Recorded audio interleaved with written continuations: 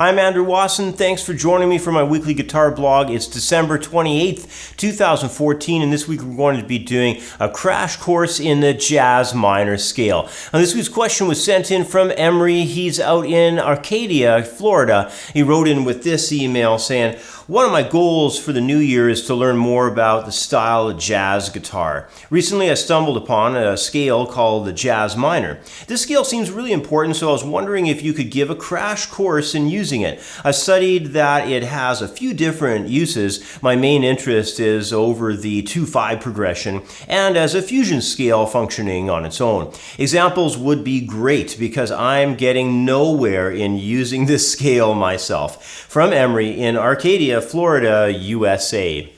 Well, hey, thanks for writing in, Emory. You know, the jazz minor scale is an excellent scale for covering some of the most popular situations we find in jazz music. First of all, I should clarify that the jazz minor is simply an ascending melodic minor scale. And once we zoom in on the neck and officially begin the lesson, our first order of business will be running through the shape.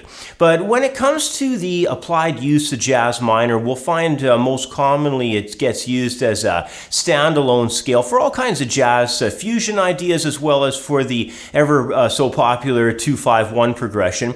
So without any further delays, let's zoom in on the neck and get started with some ideas for jazz minor scale.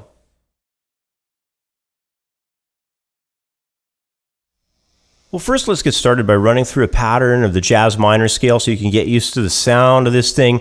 Also, it'd be good to take the notes all over the neck later on, and you can get some patterns together, get some guitar fingerboard paper and lay them all out. It's really beneficial to do that with any new scale that you get involved with.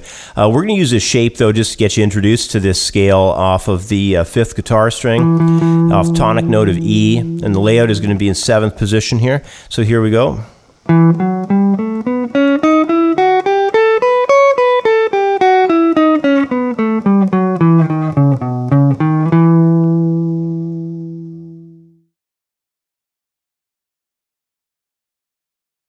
Well, next let's put this interesting sounding scale to use by organizing a phrase for its application around one of the most popular sets of chord changes that we end up finding in jazz, and that's the 2-5-1.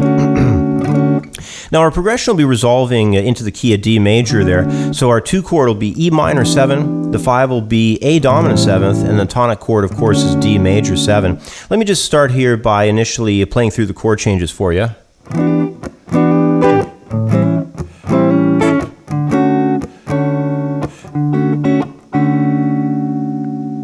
All right, next let's get organized on the scales that we're going to use. Over that E minor 7, we're going to use E Dorian mode.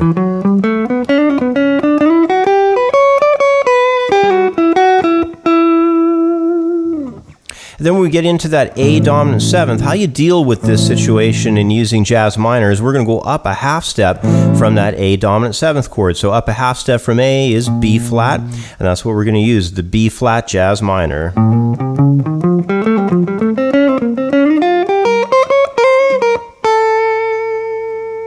That's going to help us cover the sound of that A dominant 7th. And then when we get to the root, the D major chord, we're just going to use the chord tone there to resolve.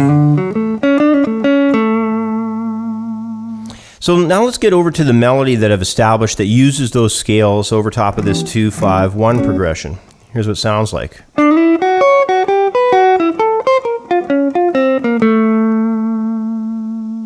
I've got the changes already into the loop pedal, so I'm going to fire up the loop pedal, give you a chance to hear how this melody sounds with those chords in the background.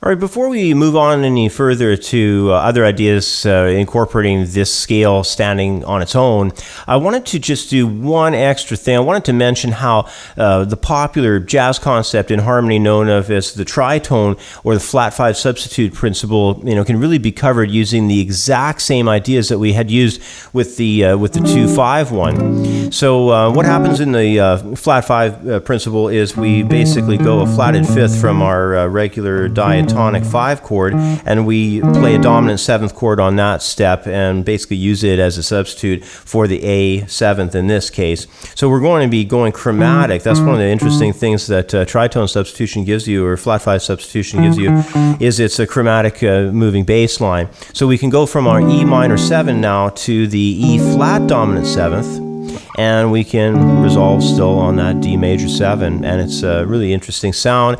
And after we get the progression together, we're going to just go ahead and play that exact same melody over top of it. So let's start off here with the progression. Here's what it sounds like.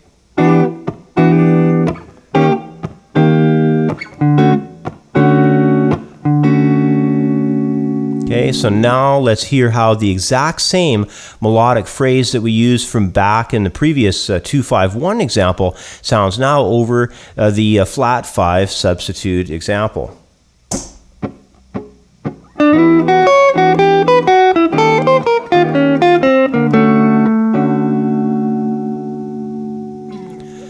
So you can notice that the same melody can sound really nice over both of these common jazz progressions.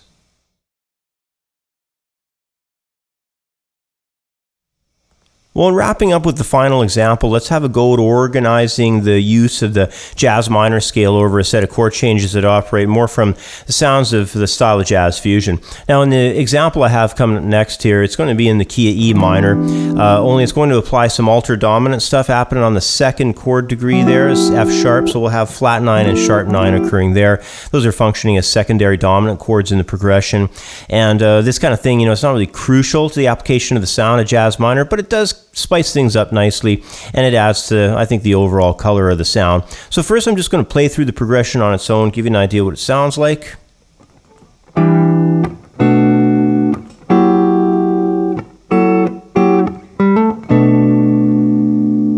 So that's going to be our chord progression.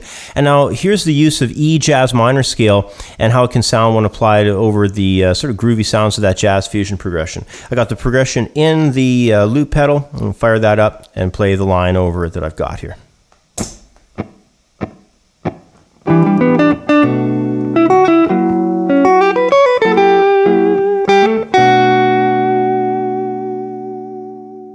Well, as you can probably tell, using the jazz minor scale is a really interesting way to spice up lines, regardless of how we end up applying it. And the scale can function to really tie in some unique sounding tonal ideas around those incredibly popular 2-5 progressions in jazz, and the scale can also be applied in the same manner when we swap out the standard 5 chord with that flat 5 substitute.